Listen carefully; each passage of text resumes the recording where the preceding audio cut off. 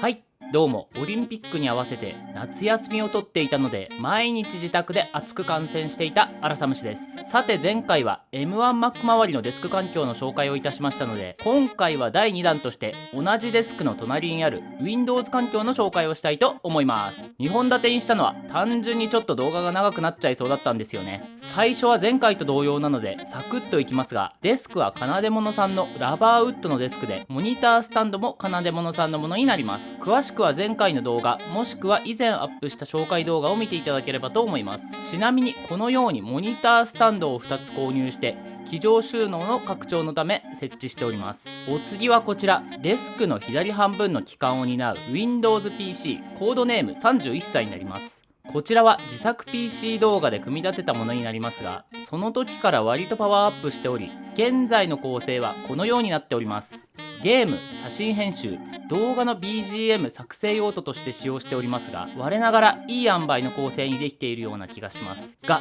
強いて言えばもっと CPU のグレードを上げたいのですが、Ryzen 5000シリーズって B450 のマザボで動くんですかね。ググってもなかなか出てこないので、別の PC に載せている Ryzen 7を換装でもいいのですが、これを機にマザボを B550 等にアップグレードさせてもいいかなとも思っております。自作 PC ってあれもこれも試してみたくなるので、本当に沼ですよね。カメラのレンズ沼と似てますね。共通しているのは確実にどっちもお金がかかるということです。あとは地味に SSD も増設しておりまして、 2TB の M.2SSD には写真データやソフト音源等が入っております。 DTM 用途ではソフトを立ち上げるにしても M.2 の恩恵がすごいので、絶対に読み書きが早い M.2SSD をおすすめします。待ち時間の間にアイディアがどこかに行ってしまったり、そもそも立ち上げのスピードの関係で作業効率が段違いなので、 500MB/s 前後の読み書きの SSD の方は M.2 と高速な SSD をぜひ一度お試しいただければと思います。ソフト音源やプラグインって割と重いものが多いので、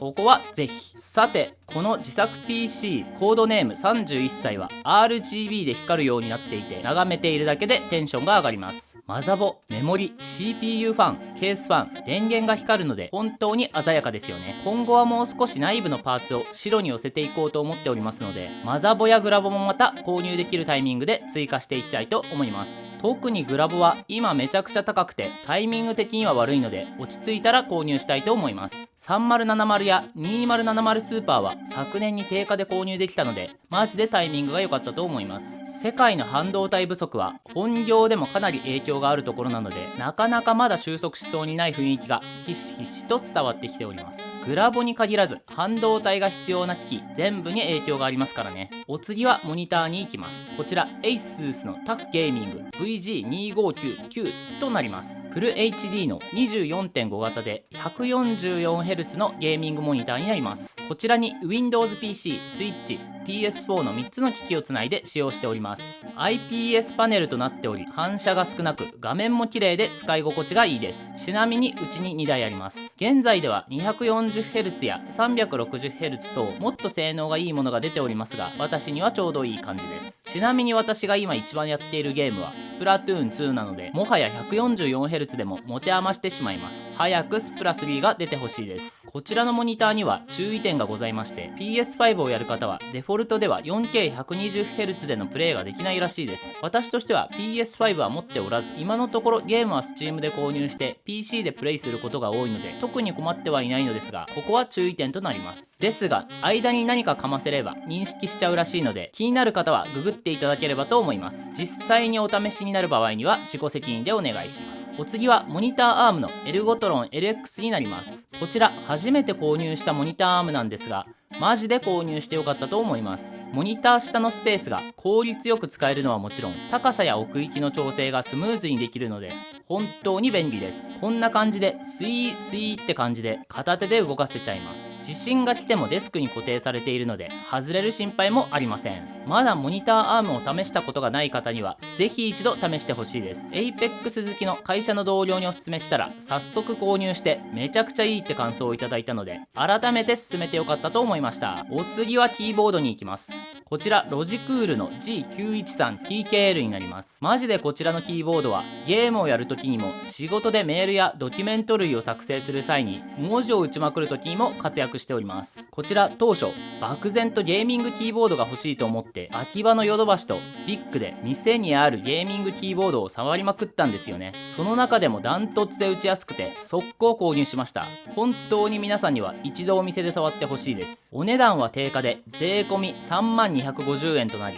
キーボードとしてはお高いのですが、私はビビッときて買っちゃいました。現在は2色展開でホワイトもあります。細かい機能の説明は省きますが、私としてはタッチ感が好みすぎて本当に大好きです。有線モデルかつ点キーありの G813 というモデルもあるので、点キーありがいい方はそちらでもいいかもしれません。個人的にキーボードは有線でもいい派です。お次はこちらもロジクールのゲーミングマウス G502 となります。こちらのマウスは高さが程よく手をかぶせる感じで持てるので、個人的には使いやすいです。ワイヤレスですが特に遅延等は感じません。特に Windows で使用している時は安定して動作しております。 M1Mac での使用の場合は他のロジクールのゲーミングマウスでもだったのですが、ちょいちょい反応のラグが起きることがあります。なので Windows 機でゲームのコントローラー兼普段使いとして使用しております。一つ不満がありまして、マジで電池が切れるのが早いです。前回のデスクツアー動画で紹介した MX マスター3 4Mac がめちゃくちゃ電池が持つので、さらに顕著に感じられるようになりました。高床値ではライティングありで最長48時間、なしで最長60時間とのことです。 MX マスター3 4Mac は70日ですからね。この差は一体。裏技としてマウスパッド兼ワイヤレス充電器のパワープレイなるものがあるのですが、そちらはお値段が2万円ほどしますからね。もう 1,2 台マウスが購入できてしまいます。と最後は不満をぶちまけましたが、電池以外の部分は個人的にはゲームのコントローラーとして不満はないマウスとなります。さてお次はモニターの裏に鎮座しているスイッチと PS4 になります。スイッチはスプラトゥーン2のモデルでスプラ2発売の際に購入しました。めちゃくちゃお気に入りです。今でもほぼ毎日スプラやってるんですよね。腕前は下手くそなんですが、それでも楽しくやっております。特に友人とやるリグマは楽しいですね。毎週やっております。あとはチョコペロ先生の動画もアップされ次第すぐに見ており、私でもいけるんじゃねって錯覚するんですが、現実はそう甘くはなく真似できもしないですが、毎日やることで着実に実力はついてきてると思うので、スプラ3までにもっともっと上手くなりたいと思います。一番好きなルールは矢倉で、メイン武器はシューターです。マジでエイムがないのでダメなんですが、立ち回りでカバーしようと頑張っております。楽しくなると突っ込む癖があるので、冷静に周りを見て押し引きの判断をしてとにかく今でも楽しんでやっております。あと PS4 はこの頃あまりやっていないんですが、デッドバイデイライトやゴースト・オブ・ツシマ等が好きでやっていました。DBD は海外版を購入してやっていたので、結構早い段階からやっておりました。DBD くらいの速さのゲームが私にはちょうど良くてめちゃくちゃハマりました。キラーだと強キャラではありますが、メインでリンちゃんを使用しており、サバイバーは色々使っておりました。小学生の時になぜかホラー映画にハマってしまい、DBD を最初知った時は本当に興奮しましたね。今でも新キャラが出るたびにチェックしておりますし、プレイもしております。お次は IKEA のデスクライトになります。こちらは完全にネットで見てデザインがいいと思い購入しました。デザインは確かによく普通に使えているのですが、いかんせんちょっと首の部分が弱い印象です。ちょっとプラプラしていてふとした隙に壊れそうなので大切に扱っております。通常使用では問題ないのとデザインも可愛いので使用しておりますが、できれば実物を触ってから購入することをお勧めします。お次はこちら MIDI キーボードネイティブインストゥルメンツのコンプリートコントロール M32 になります。こちらサイズ感と打鍵感が私の希望にマッチしていて購入いたしました。特にコンプリートを使用される方はマッピングされているので使い勝手がいいと思います。他の MIDI キーボードにも言えることですが、DAW との連携もできます。こちらの部分は好みが分かれるかもしれませんが、指でスイーッとやってコントロールします。タッチパネルのような感じなので好き嫌いはあると思いますが、スイスイーってやっているうちに私は慣れたので普通に使っております。意外と直感的に使えるんですよね。あと特別何かすげーっていうのはないんですが、デザインもよく打鍵感も割といいので MIDI キーボードとしては特に不満なく使えております。お次はこちらマルチエフェクターの NewX の MG30 になります。こちら割と最近ガツガツ良質なエフェクターを出しているメーカーなんですが、今年発売された MG30 を早速購入してみました。ぶっちゃけマジで音がいいです。びっくりしましたね。実売3万円台で購入できるエフェクターでここまでの音が出るのかって思いましたね。普通に家でのギター撮りの際にもちょいちょい使用しております。しかも付属でフットスイッチもついていて至れり尽くせりです。ただしライブでは使っていないのでまだその恩恵を受けたことはないんですがね、卓録専用機となっております。スイッチのアサイン等細かくはまだよく分かっていないです。音色も多いですしセンドリターンもありますしね、操作も直感的に分かりやすくできます。 PC とつないでオーディオインターフェースとしても使えますし、 PC 画面で付属のソフトでコントロールもできますしと、まあここは今のマルチエフェクターなら他の機種でもできることではあります。とにかくこの値段で音が良くて操作もしやすいので楽しく使っております。こう気軽に使えるマルチが欲しかったんですよね。さてデスクの左側を見るとギターが壁掛けとなっております。こちらメインで使っている Fender USA のアメリカンデラックスでボディはアッシュのものになります。ここにスイッチがついていてここでハムの音も出せちゃうんですよね。学生時代に1本で多くの音が出せるギターが欲しくて購入したのですが気に入っていて今でもガツガツ使っております。サウンドはシングルでも通常のストラトより少しパンチのある印象です。スイッチがあることによって音のバリエーションも格段に増えております。ペグはロック式でがっちりとできるのがいいんです。あとは何といってもこの見た目がマジで好きなんですよね。本当に最高です。さてお次は電源周りに行きまして、電源タップはエレコムの磁石付きのものになります。こちら6個口でデザインも良くお値段も2000円ほどと安くて気に入っております。しかも磁石付きなので金物さんのデスクの足にがっ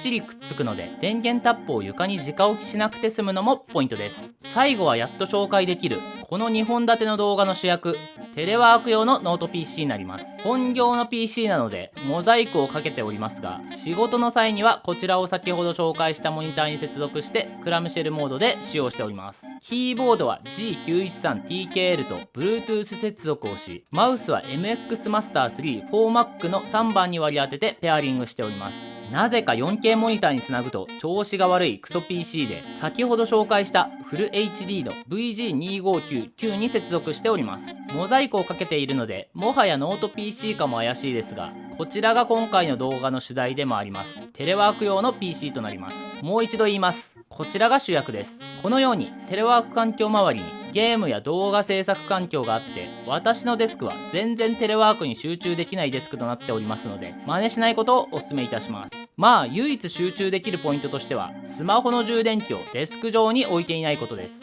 テレワークの集中の妨げのダントツトップは確実にスマホの存在だと思っておりますので、ちゃんと真面目に仕事をするときは目に見えないところに置くようにしているんです。まあこれだけ集中できない環境だと効果があるかは分かりませんが、というわけで今回はデスクツアーの第2弾でした。 Windows PC を中心にゲーム環境って感じの内容でしたが、いかがでしたでしょうか。まだまだ今後もデスク環境をアップデートしていこうと思っておりますので、その際にはまた動画にしたいと思っております。それではご清聴ありがとうございました。